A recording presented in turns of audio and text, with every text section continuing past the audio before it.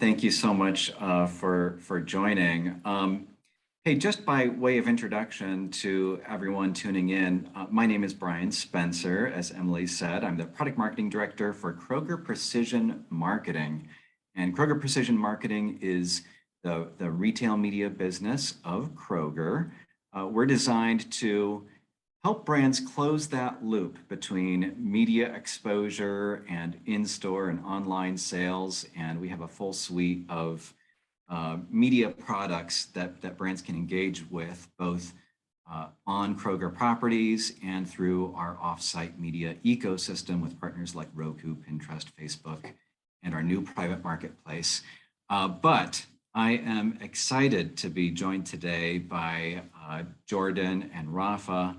And I'm going to have these guys introduce themselves in just a minute, but I want to just give you a little bit of a flavor of what we're going to be talking about. We're going to be talking about this new kind of burgeoning area of retail media that has, in some ways, it's been around for years and years. I came into this industry through like the shopper marketing path on the agency side. So, my retail media background goes back to like floor graphics and freezer clings and that kind of thing.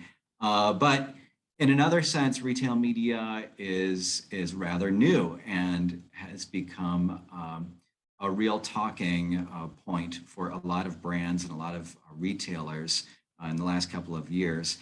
And for good reasons that we're going to get into and talk about, because of what first-party data has enabled brands to be able to do in this space. There's just a lot of new capabilities coming out. So if you are a retailer, I think you're going to have some really good insights from Jordan and Rafa about what brands think about as they are engaging with retail media.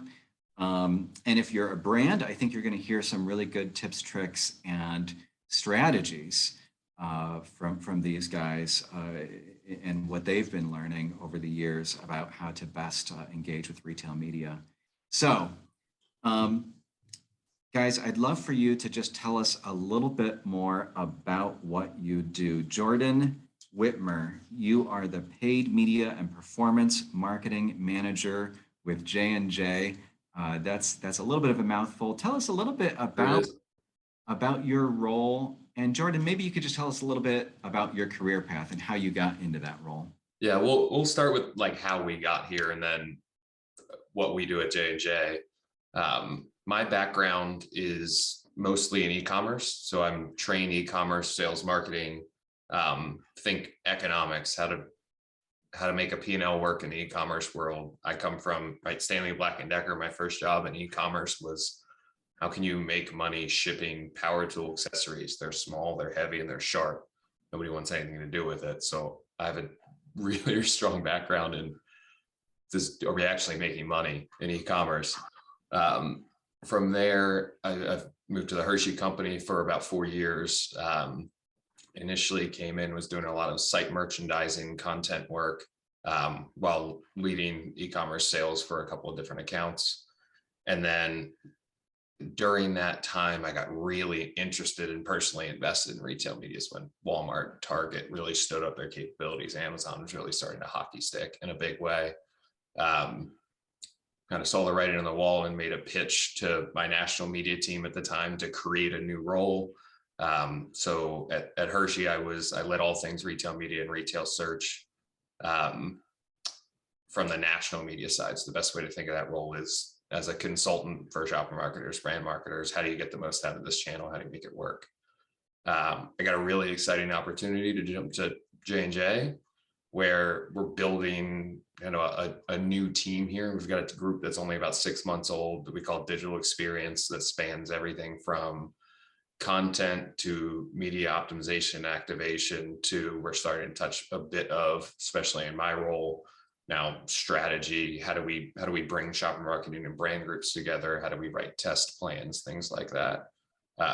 So I used the explanation earlier, but I'm still in a similar space of, I operate as a consultant for all of our brands and all of our shopper marketers as to how do you operate in this space, kind of rules, pillars of operations to make sure you're getting the most out of what you're doing in retail media. Fantastic. You have a lot on your plate, Jordan, and we appreciate you being here with your arch rival, Rafa Almeida from Bayer.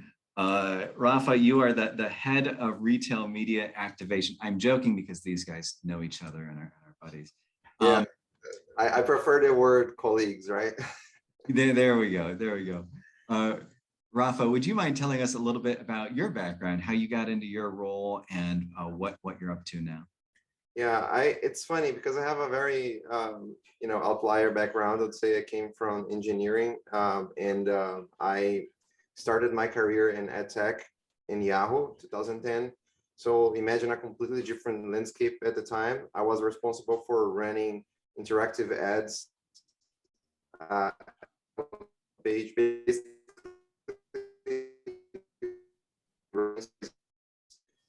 rich media. If you remember, you have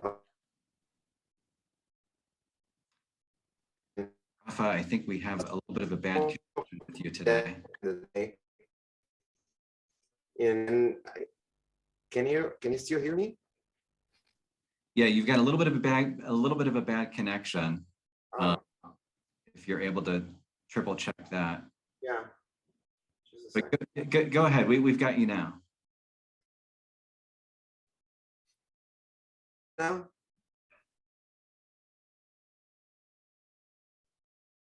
There you are. So. All right. Now you're with us, Rafa.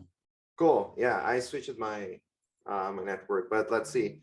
So I started my career in 2010. I was working for Yahoo, completely different role, engineering, and I was able to execute some crazy ideas from agency and brands at Yahoo's front page, mostly with interactive ads, and all sorts of like branding that we at the time was very cool. Like you clicked on something and page turn around and play a video, and a lot of those types of execution where the main measurement at the time was like how people are engaging with this ad, right?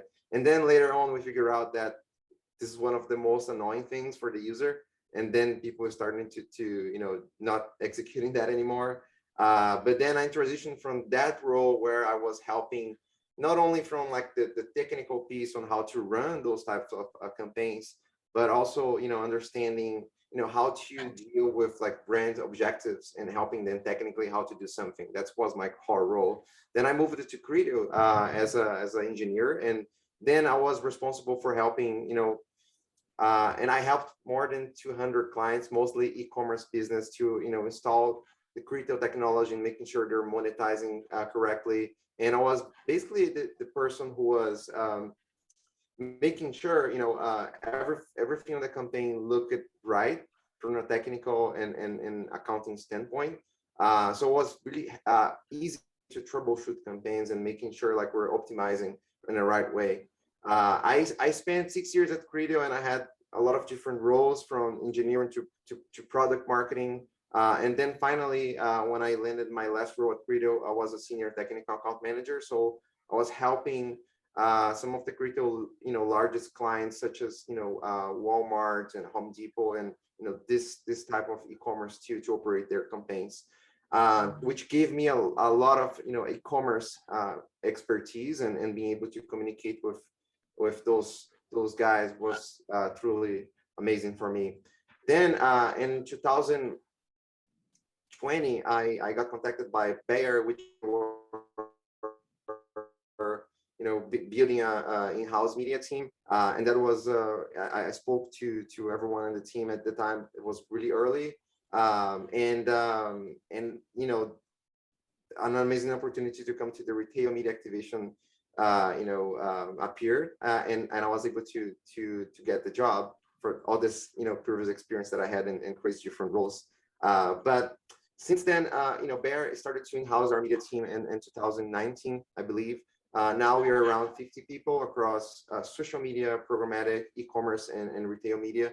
So I'm leading the retail media team specifically, and what that means is really similar to Jordan and what his role is, but it's basically being like a consultant for brands and internal teams on how to execute retail media in the most effective way, I would say. And retail media is a very early channel, I would say. We were talking about that, like, retail media being like social media in 2010. And it's kind of like that. So we're still figuring out how this channel operates. But I think a lot of my role comes down to like testing new things and see, what's possible to do in the channel and make realistic, KPIs and things that it can get out of that. And knowing, what the ultimate goal that we want to achieve from a consumer level, landscape. That's what I do at Bear. Yeah, thank you so much, Rafa. I love Rafa that you're bringing this all this ad tech background to this conversation, and Jordan, your pathway through CPGs just gives you guys like this complementary kind of perspective on the industry. So really excited about this. Yeah, Rafa, you talked about we're still in early days, right? Like so much is brand new in the commerce space, in the retail media space. A lot of that's being driven by just the disruption happening in shopping behavior. So I want to start there. Just before we talk about retail media strategies, just let's pause for a second and talk about some of those disruptions with consumers, shoppers. Jordan, I'd like to start with you. What are you seeing in terms of just changing shopper behaviors in the last year or two? Yeah, shopper behavior is the operative term, right? We're seeing a major shift in trips. Trips are up, but they're not up 100% incrementally, right? So what we're seeing is a shift from somebody that's walking into a physical store to somebody that's now doing their shopping in a digital space. The opportunity for brands, CPGs, is to follow that consumer as you move from, you might think traditionally your best ROI investments are my field sales team, any additional points of distribution I can get in store, any hang tags, like floor graphics you mentioned in the opener. Those were how you hit that last decision point traditionally. That last decision point is now occurring somewhere else, and we've got to buy it a different way. There's different ways to think about it. But for me, the growth and the reason why this channel means so much is the shopper is there. So if your consumer is there, that's an opportunity for you to go and influence a decision right at the purchase point, which can be really, really impactful for brands. Yeah. And if I can add to that, Jordan, I think one thing that we're starting to see as well is that shoppers are now more than ever starting their journey on the online experience. So what I mean by that is like, reading about the products that they want, reading the reviews, and kind of like comparing those products instead of like in front of a shelf space. They're now looking at online, looking at Amazon, different marketplaces, and coming to what they want to buy, doing that online. So I think there's a bigger question for everybody in this space is like how we think about this digital shelf space in a more strategic way, because that's not only the place that people are going to buy directly, but that's the place they're going to start their shopper journey. And sometimes, some of the really interesting articles that I read, a few months ago was about like people when they go to the store and they want to make sure they optimize this visit. They're already looking at the app, for example, some of the store apps and making sure they can locate the product throughout the app. So they walk to the store ready to just pick up what they want if they need it right away and leave. So that changes the whole perspective on how we think about, what the consumer is doing to help themselves and find the products that they want in a different environment. So I think that's a really interesting shift that we saw from the last coming years. Yeah, that's really interesting, Rafa, because you talk about how digital impacts not just like my digital shopping cart, but it actually can shape and impact my in-store experience. That brings us to, when we think about retail media, it used to be kind of clearly defined as to what retail media is or isn't. Now there's a lot of blurred lines, right? A lot of gray kind of areas. Do you guys have like a specific definition that you use just internally with your teams in terms of here's how we define retail media? The way how I like to describe retail media is the channel that connects retailers and brands. But more technical way, I would say it's an online advertising channel that where you can buy media at retailers' websites and apps, and basically reach shoppers at their point of purchase. I think that's the most important thing. You're reading shoppers in a place they're ready to buy, differently from like social media, for example, or just display where they're doing something else and then you just pop an ad. But in retail media specifically, you were talking about they're ready to buy, and then you're just you can have the opportunity to reach them right there. Yeah, I think you can hear Rafa's technical background coming through of this is very specifically what it is. And that's what I love about anytime I get to talk with Rafa is like, I learn very, very specifically how he's looking at things, where I tend to paint broader strokes. The way that I think about retail media as a channel is I break it up into kind of two different pathways. One is a lot of what Rafa talked about. It's net new inventory that didn't exist before. So that's on app, on retail.com inventory at the point of sale, highly effective. It's usually very expensive. And there's a host of other complications that come with buying in that channel. That's the brand new stuff. And then there's the other piece, which is still probably about half, maybe more, depending on the brand you're talking about. It's a new way to buy all the stuff you were buying before. It's a new way to think about how you build your audiences or how you optimize your media in flight. Different ways to reach consumers in the same channels, your Facebooks, open web addressable, things like that, where your strategies really don't change a ton. It's just a different way in. Yeah, a different way in, different way to leverage different data set as well. When you are engaging with retailers, you're tapping into their first party data, whether it's on-site or off-site. Have there been any kind of new insights that you've been able to unlock for your brands, Jordan? When you just are looking at some of these new capabilities or looking at a new kind of data set, have there been any kind of big unlocks in the last year? Yeah, I think you can learn a lot about whether your beliefs about your channel, your category are true with retail data, which is super interesting.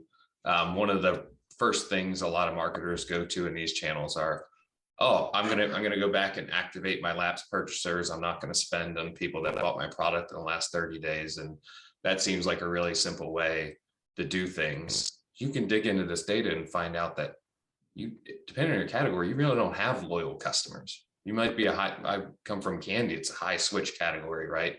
High frequency of purchase. Like that person could leave you don't have brand loyal buyers for the most part. If they are, they're very small and they're not really going to impact your business.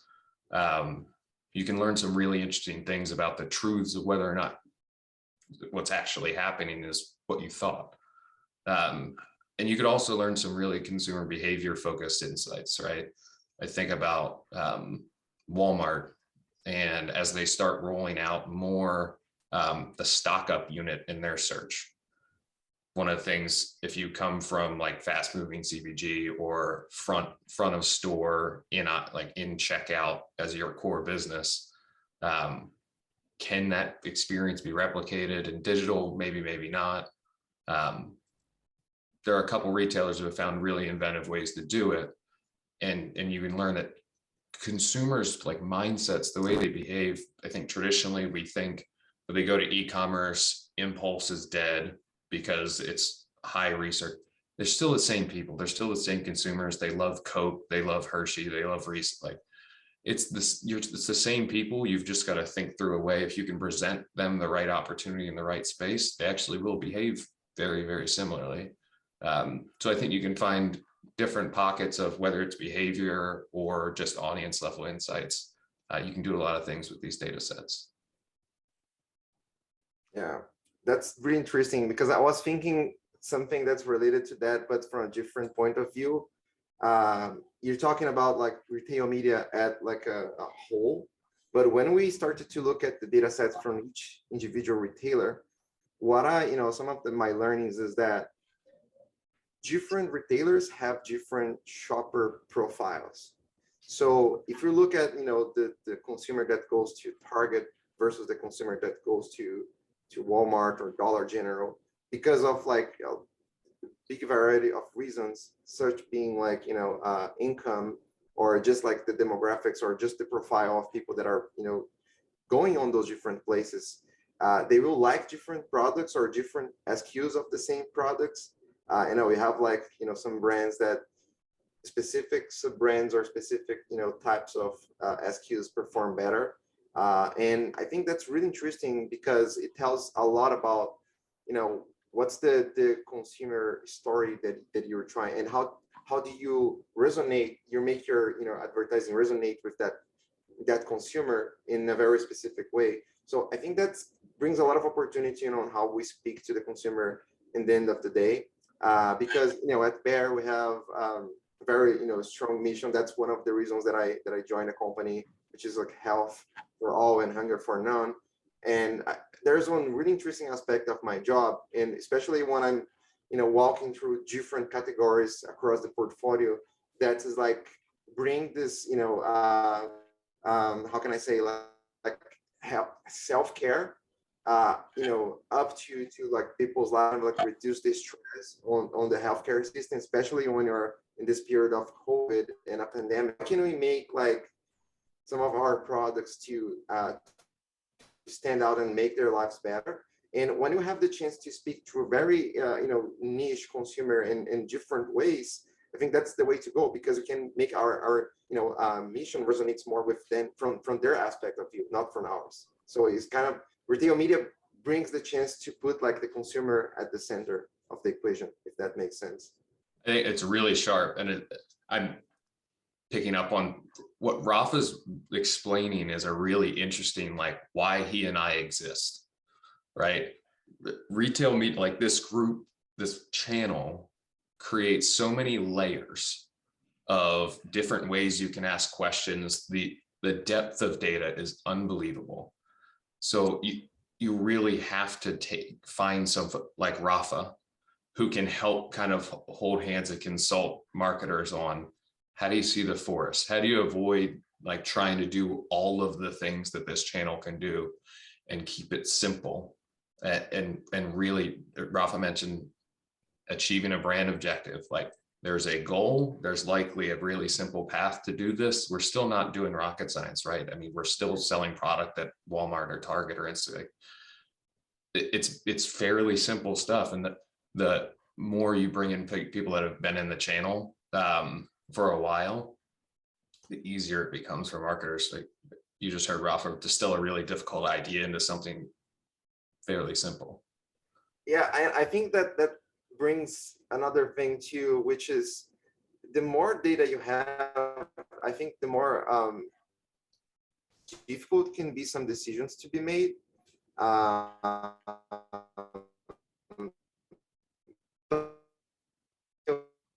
It's not as much like some other things that you have in the market, where you have like million of different KPIs and optimization modules and a lot of AI stuff that you can apply on both what you're doing as a marketer. I think retail media provides like still like some of the most important KPIs, but still very simple, and which can facilitates that to a marketer to look at the things that you care more than just like trying to immerse yourself into a giant data set and trying to find things.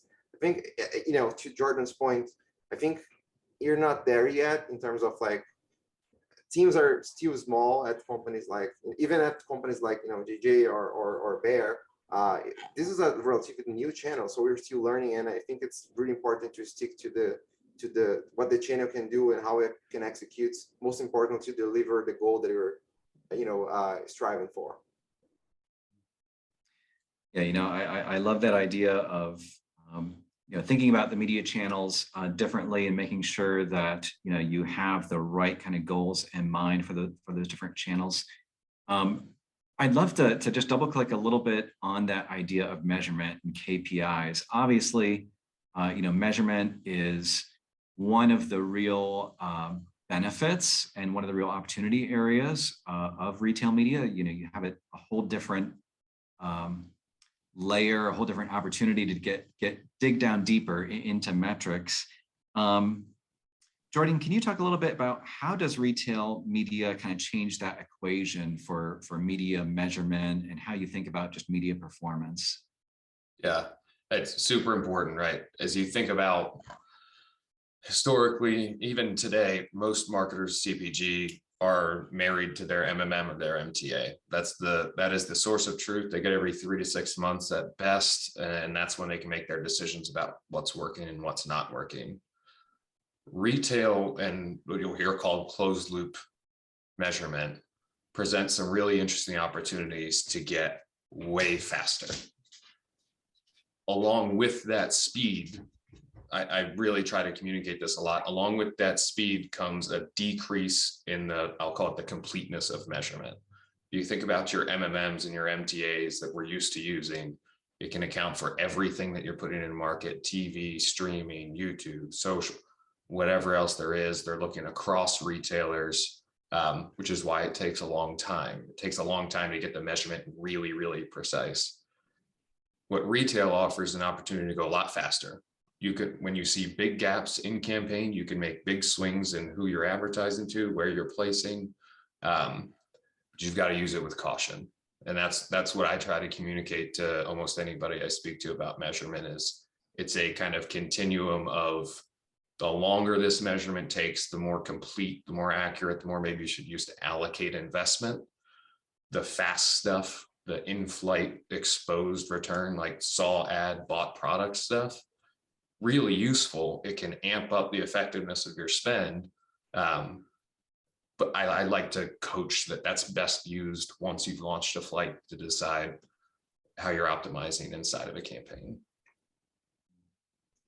Yeah, I think retail media has a little bit of a fire under the rest of maybe the digital media industry, just because there is that opportunity to go deeper and to have those kinds of really meaningful sales metrics. Like you said, there's still a need for all different kinds of measurement as you think about your total organization. Rafa, what about you? What do you think about in terms of media accountability, and what does media accountability mean to you and your organization? Yeah, I think the points that Jordan was talking about, I think if I could, bring that up to me as a bridge, I would divide into what do you think about short-term goals versus long-term goals, and I think the measurement in the fact that we have, closed loop measurement is great, right? You can see, how many people that saw this ad, purchased this product, especially when we're talking about search, which is a very, very low funnel channel, and people are already, looking for a product, for a symptom or for something related. But on the other hand, if we just stick to, whatever will provide us the best results in the short term, that means that we'll be reaching people that are more and more familiar with the brands that we have, not expanding too much to the other, to their households, or for new people or younger people on some cases. And I think that's where the question poses, right? We have all these metrics, which is great, but I think that's related to what Jordan's saying, because, and I think Bear and JJ, I believe, are both companies that you cannot go to jjn.com and buy a product. It's same for Bear, right? So we rely on those relationships with the retailers to be able to sell directly to not directly, but to sell to the consumer. And I think there's a lot of that you have to take into consideration is you have to build some sort of identity for your brand throughout those channels, right? So for me, the balance between short term and long term is what we're going to define, and that will depend on what the brand needs today from what they are trying to achieve in the long term and what they want to be, and that will be different from every single brand in the portfolio. And I think it's important to talk to brand stakeholders, identifying gaps, and then identifying what's the overall mission that they're trying to achieve, what's the new personas that they want to pursue. Especially we're talking about medicine, right? Like there's a lot of younger people out there that didn't really need some of our products as a consumer health company. How we transition them, not about like the product itself, but like how to develop their self-care and how they are able to take better care of their health.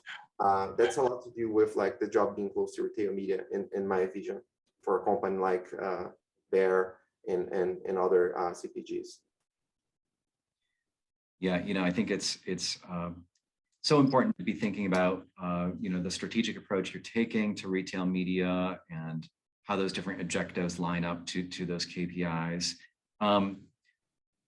I know we're out of time here. I'd love to just take a quick 30 seconds. If you guys could speak to, just what's that one piece of advice for a brand, maybe a mid-sized brand that's just getting started in the retail media space? Like, what would be your quick take on a first step for them? Rafa, we'll start with you. Yeah, so I will use somebody to like get to know your brand really, really well, what the brand's trying to pursue, the consumer journey, and then figure out what's possible to do in the channel, right? You talk to the retailers and you list everything that's possible, and then you compare it to things that have executed in other channels and see what's successful there, and then you have a starting point. Then you can just like, kind of like iterate from starting points that it's already kind of proving successful in other places. That would be my 1 minute advice. Yeah, and for me, it's simplicity. I probably said the word simple probably 15 times today, but there's a couple of rules, right? Of know which piece of that ecosystem you're buying and what rules come along with it. I definitely err on the side of maximize the unique stuff that's from this channel. It's what's new. It's what you need to figure out first before you think about refining the other things that you've been buying for a while. Having a plan for measurement ahead of time, so you can't get a retail rep coming to you and saying, yeah, but the exposed was, I know this wasn't great, but no, we should do this again. You should know that ahead of time, what you're going to do. And then honestly, the biggest thing is treat this like a media buy. These are, for the most part, really young media networks that have just hired the majority of their sales staff. They need pushed and coached and really clear communication from CPG of, here's what I actually care about. Don't work on this. This is what I care about. The more clear you can make those lines of communication, the better.